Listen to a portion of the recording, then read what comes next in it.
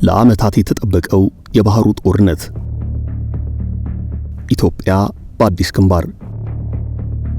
ቲያትሩ ከአባይ ወንዝ ወደ ቀይ ባህር ዞሯል። አስፈሪ ጊዜ እየመጣ ነው። ፈርዖኖቹ ዛሬም ኢትዮጵያን ኢላማ ማድረጋቸውን ቀጥለዋል። የካይሮና የአዲስ አበባ የፍልሚያ ሜዳ የነበረው የአባይ ወንዝ አሁን በቀይ ባህር ተቀይሯል።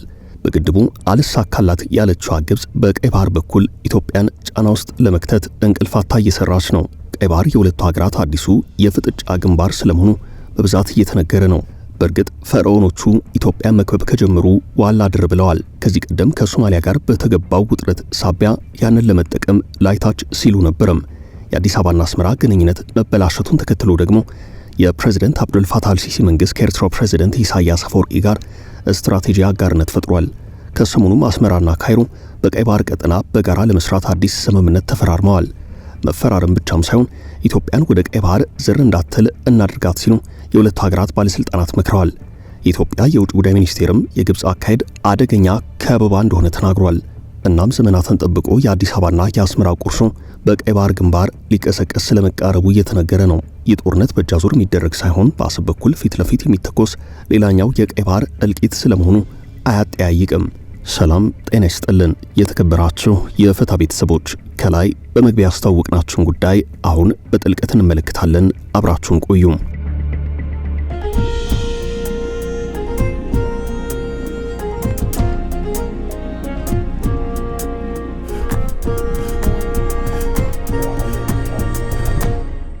የኢትዮጵያና የግብጽ ታሪካዊ ግንኙነት በዋነኝነት የተመሰረተው በአባይ ወንዝ ትስስር ነው። በሃይማኖታዊ ግንኙነትና በዘመናት የዘለቀ የዲፕሎማሲና የፖለቲካ መስተጋብርም አለ። ከሰሞኑ ኢትዮጵያ የውጭ ጉዳይ ኢንስቲትዩት ባጋራው ሀተታ ግብጽ ፊቷን ከአባይ ወንዝ ወደ ቀይ ባህር አዙራለች በሚል የሁለቱን ሀገራት ፍጥጫ አስመልክቶ ዝርዝር መረጃ አውጥቷል። ካይሮ ኢትዮጵያን በቀጥታ በአባይ ወንዝ ላይ ከመወዳደር ወደ አስመራ፣ ፖርት ሱዳን እንዲሁም ሞቃዲሾ በተዘረጋ የተቀናጀ የፔሪሜትር ስትራቴጂ ወደ መክበብ ተሸጋግራለች። ከኢትዮጵያ ጋር በታላቁ ህዳሴ ግድብ የምትወዛገበው ግብጽ ከአስመራ ጋር ያላትን ግንኙነት እያጠናከረች ነው። ኢትዮጵያ የቀይ ባህር ፍላጎቷን በተደጋጋሚ መግለጿን ስትቀጥል ከኤርትራ ጋር ያላት ግንኙነትም ውጥረት ተለይቶት አያውቅም። በሌላ በኩል በኢራን ጦርነት ምክንያት የሆርሙዝ ወሽመጥ መዘጋት ያሳሰባት አሜሪካ የኤርትራን ማዕቀቦች እንደምታነሳ ተሰምቷል። ይህም ኤርትራን የቀይ ባህር ስትራቴጂ አጋር የማድረግ አካል እንደሆነ ይታመናል። ከሳምንታት በፊት ከአሜሪካ ጋር የመከላከያ ትብብር የሁለትዮሽ መዋቅራዊ ምክክር ማዕቀፍ ስምምነት የተፈራረሙት የውጭ ጉዳይ ሚኒስትሩ ጌዲዮን ጢሞቴዎስ በዋሽንግተን ቆይታቸው ስለ ህዳሴው ግድብና ስለ ቀይ ባህር መነጋገራቸው ተሰምቷል። የግብጽ የውጭ ጉዳይ ሚኒስቴር ባወጣው መግለጫ ደግሞ ኤርትራ ሉዓላዊነቷንና የግዛት አንድነቷን እንድትጠብቅ ካይሮ ድጋፍ ታድርጋለች ብሏል። ግብጽ በሱዳንና በሶማሊያ ደህንነትና መረጋጋት እንዲሰፍን እንደምትሻ ጉዳዩ የግብጽ ብሔራዊ ደህንነት ተቀጥላ እንደሆነ ተገልጿል። በተጨማሪም ሁለቱ ሀገራት የመጣኔ ሀብትና የንግድ ትስስራቸውን ከሚያጠናክሩባቸው ዘርፎች መካከል የማዕድን፣ የትራንስፖርት፣ የመድኃኒት አቅርቦትና የአሳ ምርት ተጠቅሰዋል። ከሰሞኑ ደግሞ ቀይ ባህር ላይ የሚደረግ የትራንስፖርት እንቅስቃሴንና የወደብ ትስስርን የተመለከተ ስምምነት የተፈራረሙት ግብጽና ኤርትራ የቀይ ባህር ጉዳይ የሚመለከተው የቀይ ባህር ጠረፍ ሀገራትን ብቻ እንደሆነ ተናግረዋል። የግብፁ የውጭ ጉዳይ ሚኒስቴር ባደር አብደላቲና የግብጽ የትራንስፖርት ሚኒስትር ሌተናል ጄኔራል ከማል አልዋዚር ግንቦት ባለፈው ሳምንት ከኤርትራው ፕሬዝዳንት ኢሳያስ አፈወርቂ ጋር ተወያይተዋል። የግብጽ የውጭ ጉዳይ ሚኒስትር ባደር አብደላቲ የቀይ ባህር አስተዳደርና ደህንነት ጉዳይ በዋነኝነት የሚመለከተው የቀይ ባህር አጎራባች ሀገራትን ነው ማለታቸውን መስሪያ ቤታቸው አስታውቋል። ቀይ ባህርን ከሚያዋስኑ የባህር ዳርቻ ሀገራት ብሔራዊ ደህንነት ጋር ቀጥተኛ ትስስር እንዳለው በመጥቀስም የቀይ ባህር አጎራባች ያልሆነ አካል ቀይ ባህርን በሚመለከቱ ጉዳዮች መግባት የለበትም ብለዋል። ሚኒስትሩ ኤርትራ የቀይ ባህርን በማስተዳደር ረገድ ያላትን ዓላማ ግብጽ ትደግፋለች ብለዋል። ለቀይ ባህር አጎራባች ሀገራት አንድነትና ሉዓላዊነትም እውቅና ትሰጣለች ብለዋል። የኤርትራው የማስታወቂያ ሚኒስትር የማነ ገብረ መስቀል በአንጻሩ ሁለቱ ሀገራት የባህር ላይ የትራንስፖርት ስምምነት የተፈራረሙት በነጻነት የሚመራ የዓለም አቀፍ የባህር ትራንስፖርት እንቅስቃሴን መርህ መሰረት በማድረግ በዘርፉ ትብብርን ለማጠናከር እንደሆነ ጠቅሰዋል። የኤርትራ የትራንስፖርትና ኮሚዩኒኬሽን ሚኒስትር አቶ ብርሃነ ተስፋ ስላሴ ከግብጽ የትራንስፖርት ሚኒስትር ሌተናል ጄኔራል ከማል አልዋዚር ጋር ስምምነቱን ተፈራርመዋል። የግብጽ የትራንስፖርት ሚኒስትር ሌተናል ጄኔራል ከማል አልዋዚር ካይሮ የአስመራን የወደብና የባህር ትራንስፖርት ልማት ትደግፋለች ማለታቸው ተዘግቧል። የግብፁ ፕሬዝዳንት አብዱል ፋታህ አልሲሲ በተደጋጋሚ በአፍሪካ ቀንድ እንዲሁም በቀይ ባህር ደህንነትና መረጋጋት ዙሪያ አስተያየት ሲሰጡ ወይንም ሲወያዩ በተደጋጋሚ መሰማት የጀመረው በፈረንጆቹ በ2024 መጀመሪያ ላይ ከሶማሊላንድ ጋር ኢትዮጵያ የተፈራረመችውን የመግባቢያ ስምምነት ከተረዱ በኋላ ነው። ኢትዮጵያና ሶማሌላንድ ታህሳስ 2016 በተፈራረሙት የመግባቢያ ሰነድ መሰረት ኢትዮጵያ ለሶማሌላንድ እውቅና ለመስጠት፣ ሶማሌላንድ ደግሞ ለኢትዮጵያ የባህር በር ለመፍቀድ መስማማታቸው የሚታወስ ነው። በአዲስ አበባና ሀርጌሳ መካከል በተፈረመው የመግባቢያ ሰነድ ከሁለቱም ወገኖች ምንም አይነት ድምጽ እየተሰማ ባይሆንም ኢትዮጵያ በቀጥታ የባህር በር ለማግኘት የምታደርገው ጥረት አሁንም ከግብጽም ሆነ ከሶማሊያ በኩል በስጋትነት የሚታይ ነው። የሶማሊያው ፕሬዝዳንት ሐሰን ሼህ መሐመድ ከግብጽ መሪ ጋር የተፈራረሙት ወታደራዊ ስምምነት በሐምሌ 2016 በሶማሊያ ካቢኔ በመጽደቁ የግብጽ ወታደሮችን ወታደራዊ አውሮፕላኖችንና የተለያዩ የጦር መሳሪያዎችን በሞቃዲሾ እስከ ማራገፍ የተደረሰበት እርምጃ ተወስዷል። የሁለቱን መሪዎች ውይይት አስመልክቶ ከሶማሊያ በኩል የወጣው መግለጫ እንደሚያሳየው ሁለቱ መሪዎች በጸጥታ፣ በትምህርት፣ በንግድ፣ በአሳ ሀብትና በኤነርጂ ዘርፎች ያላቸውን ትብብር ለማሳደግ ቁርጠኛ መሆናቸውን ገልጸዋል። ነገር ግን ይህ የሞቃዲሾና የካይሮ አጋርነት በቱርክ አንካራ በጠቅላይ ሚኒስትር አብይ አህመድና በሶማሊያው ፕሬዝዳንት ሐሰን ሼህ መሐመድ መካከል በተፈጸመው እርቅና ስምምነት አማካይነት ቀድሞ እንደተያዘው ውጥን ገቢር ሳይደረግ ስለመቅረቱ ነው የሚነገረው። እንዲያም ቢሆን ግን ካይሮ አሁንም ለቪላ ሶማሊያ ያላትን ቀረቤታ እንደቀጠለችበት ይታመናል። አሁንም ሁለቱ ሀገራት በተለይ ወታደራዊ በሆኑ ጉዳዮች ዙሪያ በትብብርና በቅርበት እንደሚሰሩ ይነገራል። ይህ የግብጽ አካሄድ በሶማሊያ በኩል በኢትዮጵያ በስተ ምስራቅ እንዲሁም በስተ ሰሜን፣ በስተ ምዕራብ፣ በስተ ደቡብ እያለ ኢትዮጵያን በሁሉም አቅጣጫ የመክበብ ስልታዊ እንቅስቃሴ አካል ነው። ኢትዮጵያ የባህር በር ፍላጎት አጀንዳዋን ይፋ ካደረገች በኋላ ግብጽ ከበባ በሚመስል መልኩ እየተንቀሳቀሰች ነው ሲሉ የውጭ ጉዳይ ሚኒስቴር ቃል አቀባይ ተናግረዋል። አምባሳደር ነቢያት ጌታቸው ኢትዮጵያ የባህር በር ጥያቄዋን ካነሳች በኋላ ከግብጽ በኩል ውጥረት፣ ትንኮሳ የሚመስሉ ነገሮች እየታዩ መሆናቸውን ተናግረዋል። ኤርትራ ነጻ ሀገር ከሆነች በኋላ ባህር በር አልባ ሀገር ሆና የቆየችው ኢትዮጵያ ባለፉት ጥቂት ዓመታት በመንግስት ደረጃ የባህር በር የማግኘት አጀንዳ በይፋ እየተራመደ መሆኑ ይታወቃል። በዚህም ከኤርትራ ጋር ያለው ግንኙነት ተበላሽቶ ወደ ግጭት ሊያመራ እንደሚችል ሲነገር ነበርም። በተጨማሪም በህዳሴው ግድብ ምክንያት ለዓመታት ተቃውሟን ስታሰማ የቆየችው ግብጽ የኢትዮጵያን ፍላጎት በሚቃረን መልኩ እንቅስቃሴዎችንና መግለጫዎችን ስታወጣ ነበርም። አምባሳደር ነቢያት ጌታቸው በሰሞንኛው መግለጫቸው ኢትዮጵያ የባህር በር ፍላጎቷን ባነሳች ጊዜ ኢትዮጵያን ለማነቅ የሚደረጉ እንቅስቃሴዎች የመጨመርና የመጠናከር አካሄድ እናያለን ብለዋል። ይህ የግብጽ እርምጃ አዲስ እንዳልሆነ በመጥቀስም ኢትዮጵያ የባህር በር ፍላጎት አጀንዳዋን አጠናክራ እንደምትቀጥል በአጽንኦት ተናግረዋል። ቃል አቀባዩ ይህን ያሉት ቀይ ባህር ላይ የሚደረግ የትራንስፖርት እንቅስቃሴንና የወደብ ትስስርን በተመለከተ ግብጽና ኤርትራ ባለፈው ሳምንት ስምምነት ከተፈራረሙ በኋላ ነው። ሁለቱ ሀገራት ስምምነቱን ከተፈራረሙ በኋላ የቀይ ባህር ጉዳይ የሚመለከተው የቀይ ባህር ጠረፍ ሀገራትን ብቻ ነው ብለዋል። ከኢትዮጵያ ጋር በታላቁ የህዳሴ ግድብ ምክንያት አለመግባባት ውስጥ ያለችው ግብጽ ከኤርትራ ጋር ያላትን ግንኙነት አጠናክራለች። የባህር በር አጀንዳ በተለያዩ አካላትና በህዝቡ ተቀባይነት ያገኘ ነው ያሉት አምባሳደር ነቢያት ኢትዮጵያ አጀንዳውን ሰላማዊና ዲፕሎማሲያዊ በሆነ መንገድ እንደምትቀጥል ገልጸዋል። ጠቅላይ ሚኒስትር አብይ አህመድ በተደጋጋሚ ኢትዮጵያን የባህር በር መተላለፊያ የማግኘት ፍላጎት በንግግርና በመግባባት የማስፈጸም ፍላጎትን አጽንኦት በመስጠት ኢትዮጵያ ፍላጎቷን በኃይል ለማስፈጸም ጦር እንደማትሰብቅ ተናግረው ነበረም። እርግጥ የኢትዮጵያ ፍላጎት ወደ ባህር መውጫ የሚሆን መተላለፊያ ማግኘት ብቻ ሳይሆን ራሱ በባህሩ ላይ ተገቢውን የሆነ የውሃ ባለቤትነት መብት መጎናጸፍ ነው። በባህሩ ላይ መገኘት ብቻ ሳይሆን በባህሩ ላይ የሚገባውን የውሃ ክልል ኢትዮጵያ በባለቤትነት እንድታገኝ ማስቻል ነው። ኤርትራ ነጻ ሀገር ስትሆን ወደብ አልባ የሆነችው ኢትዮጵያ በምስራቅና በአፍሪካ ቀንድ ከፍተኛ ቁጥር ያለው ህዝብ እንዲሁም ሰፊ የቆዳ ስፋት ይዛ የባህር በር የሌላት ትልቁ ሀገር ናት። በኢትዮጵያና በግብጽ መካከል ያለው ታሪካዊ ግንኙነት ጉልህ ክንውኖች የታዩበት ነበር ማለት ይቻላል።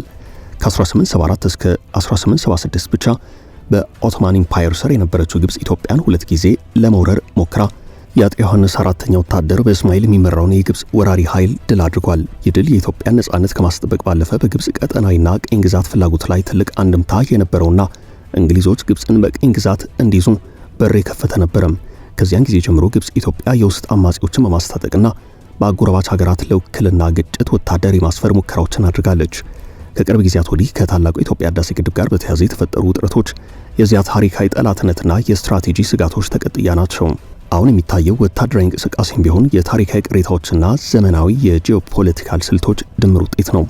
ይህ በዚህ እንዳለ በአሁኑ ዘመን በኢትዮጵያና በግብጽ መካከል ቀጥተኛ ወታደራዊ ግጭት በቀላሉ የሚታሰብ አይደለም። የሁለቱ ሀገራት ግንኙነት በውሃ አጠቃቀም መብትና በግድብ ፕሮጀክቶች ዙሪያ በዲፕሎማሲ አለመግባባት የሚገለጽ ሆኖ አልፎ አልፎ ከግብጽ በኩል የጦርነት ንግግሮች የሚታዩበት ነው። ነገር ግን ሁለቱ ሀገራት ዓለም አቀፍ ሕግጋትን በመጠቀምና በቀጥታ ጦርነት ውስጥ ከመሳተፍ ይልቅ ህብረትን በመሻት የሚደረግ ቀዝቃዛ ጦርነት ውስጥ ይገኛሉ ይላሉ ተንታኞች ጉዳዩን ሲያስረዱ።